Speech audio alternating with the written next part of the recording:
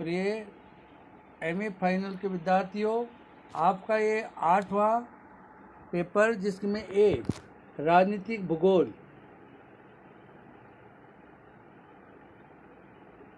के अंतर्गत आपको राजनीतिक भूगोल का व्यवहारिक महत्व इस पर बताया जाएगा।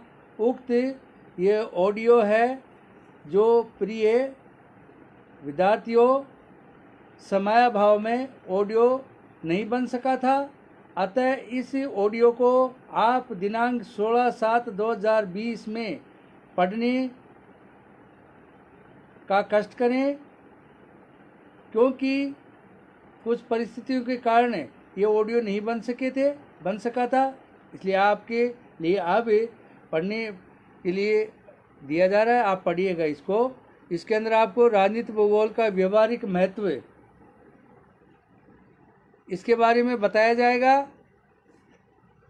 कि राजनीतिक भूगोल किस तरह से व्यवहारिक रूप में कितना उपयोगी है। ये तो आप भी जानते होंगे, आजकल समाज में या मित्रों में राजनीति करता है, राजनीति हो रही है, ये शब्द प्रचलित है। इसको बखूबी आप लोग अच्छी तरह जानते हैं, इसलिए ज़्यादा बताने की आपको आवश्यकता नहीं है। हर चीज़ में राजनीति हो रही है, चाहे कोई गांव हो, चाहे शहर हो, चाहे ढाणी हो, सब जगह आपको हर चीज़ के अंदर राजनीति नजर आएगी। इसलिए आपको समझदार हो। अब थोड़ा इसके बारे में जो महत्व है उसके बारे में थोड़ा प्रकाश डाल देता हूँ, तो आप सुनिएगा, या लिखना हो तो लिख भी लीजिएगा। राजनीतिक भूगोल मात्र दार्शनिक विवेचन नहीं, अपितु इसकी अत्यधिक व्यवहारिक उपयोगिता है। राजनीतिक भूगोल के माध्यम से अनेक समस्याओं का ज्ञान होता है तथा अनेक का निराकरण राज्य के निवासियों एवं राजनीतिज्ञों दोनों के लिए इसका समान महत्व है। राजनीति पूर्णतया राजनीति की परिस्थितियों का अध्ययन करती है। दूसरी ओर भूगोल मात्र भौगोलिक परिस्थितियों का, जबकि राजनीतिक भूगोल में इन दोनों तत्वों का समावेश होता है। अतः व्यवहारिकता की दृष्टि से इनका महत्व अधिक हो जाता है।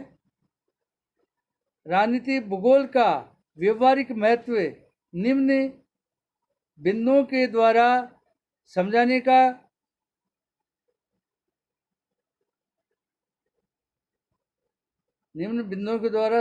का कष्ट कीजिए। 1 नंबर, राज्य के प्राकृतिक वातावरण की जानकारी। इसके अंतर्गत आपको राज्य की स्थिति, आकार, कितना विस्तार है, कैसी जलवायु है, धरातल कैसा है, उसकी तटरेखाएं किस तरह की हैं। इसके अंतर्गत राज्य के प्राकृतिक स्वरूप और उसके प्रभावों का समुचित उल्लेख किया जाता है, जिससे कि उस राज्य की इम्पोर्टेंस कितनी है, कितना वो सबल है, कितना निर्बल है, इसका ज्ञान उसके प्राकृतिक वातावरण से ही मिल जाता है। इन प्राकृतिक तत्वों का राज्य के विकास एवं रक्षा पर क्या प्रभाव पड़ता है, इसकी जानकारी राजनीति भूगोल से होती है। 2 नंबर, राज्य की आंतरिक समस्याओं का समाधान। राजनीतिक भूगोल राज्य के प्राकृतिक, आर्थिक एवं जनसंख्या संबंधी तथ्यों का ही सही विश्लेषण कर राज्य के आंतरिक प्रशासन से संबंधित अनेक समस्याओं के समाधान में योग देता है। इसके अतिरिक्त प्राकृतिक कारणों एवं धर्म, भाषा आदि से उत्पन्न विभिन्न जटिलताओं को स्पष्ट कर उससे उत्पन्न होने वाली समस्याओं से सचेत करता है। जैसे धर्म के अंदर हिंदू मुस्लिम दंगे हो जाते हैं, उसको किस तरह से राजनीति की दृष्टि से उनको किस तरह से टैकल करना पड़ता है। भाषा विवाद हो जाता है, उसको कैसे टैकल करते हैं। और जैसे क्षेत्रीयता की समस्या हो जाती है।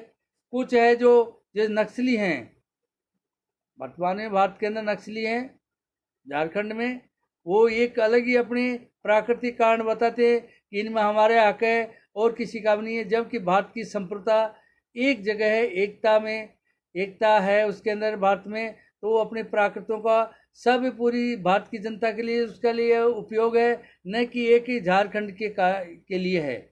ये प्राकृतिक उसके हैं, उसके ऊपर है जो पूरे भारत के हक है, न कि झारखंड की अकेली एक का उसका है, उसके ऊपर है। इसलिए नक्सली जो समस्या है एक छोटी सोच का प्रतीक है, बड़ी सोच का प्रतीक नहीं है। भारत की अनेकता में एकता के सूत्र में ऐसी जो नक्सलवादिताएं हैं वो बाधा उत्पन्न करती हैं।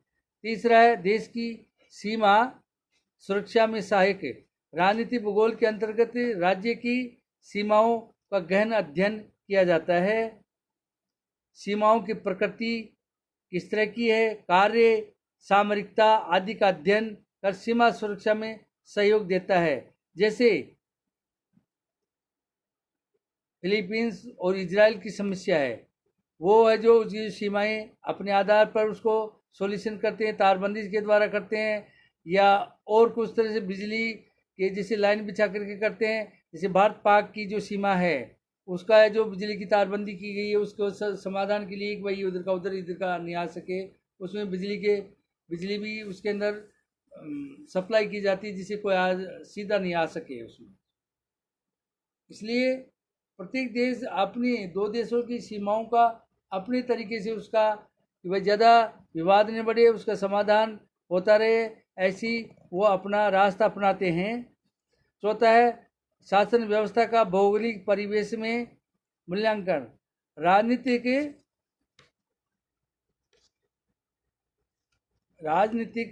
भूगोल शासन व्यवस्था एवं विभिन्न भौगोलिक तत्वों का उस पर प्रभाव व्यक्त करता है। वातावरण की अनुकूलता पर ही राज्य प्रशासन सफल हो सकता है। अतः राज्यों की शक्ति एवं विकास की दिशा का सही ज्ञान इससे हो जाता है। पांचवा है निर्वाचन प्रणाली की सहायता, असफलता का ज्ञान। राजनीतिक भूगोल में वर्तमान समय में निर्वाचन प्रणाली परिणामों का अध्ययन महत्वपूर्ण हो गया है।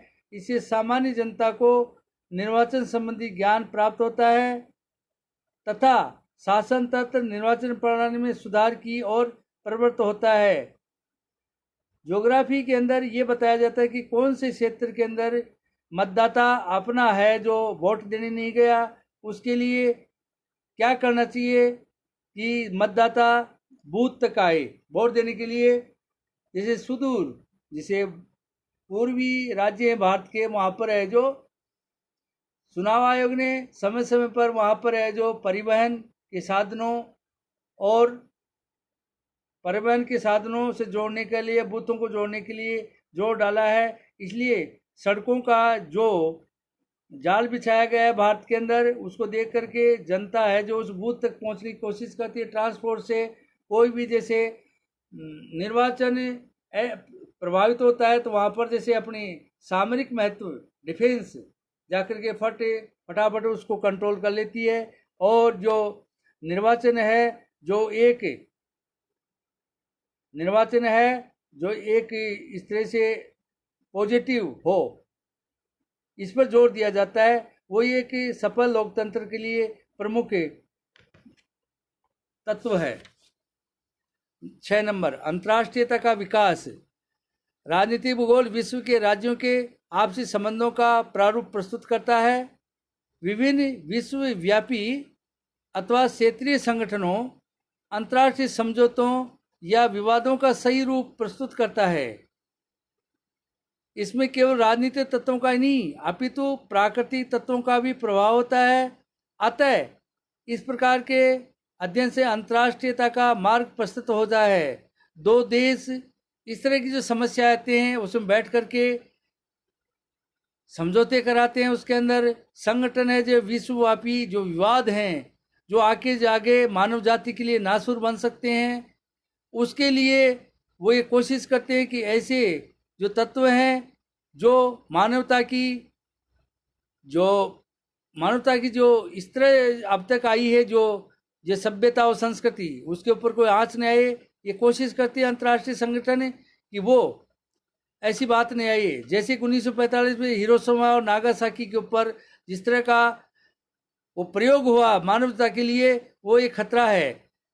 बाद में जैसे पश्चिमी जो संकट है, राजनीतिक संकट, वो कभी कभी फिर है जो तीसरे युद्ध के लिए जो तैयारी करने के लिए प्रेरित करता है। लेकिन फिर जो जितने भी अंतर्राष्ट्रीय संगठन हैं, वो विश्वव्यापी माहौल, एक कल्याणकारी मानवता के लिए काम करने का काम करते हैं और आगे आते हैं, पहल करते हैं।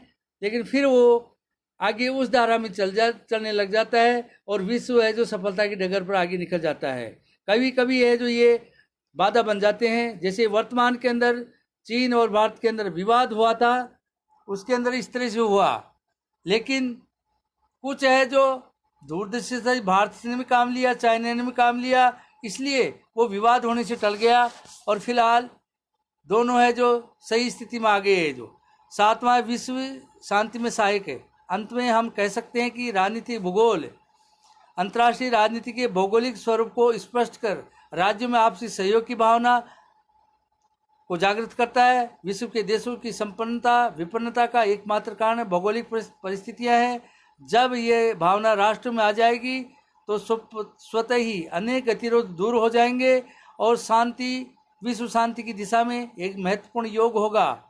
वास्तव में भौगोलिक, पर्यावरण एवं राजनीतिक पृथक तथ्य होते हुए भी एक दूसरे से प्रभावित होते हैं।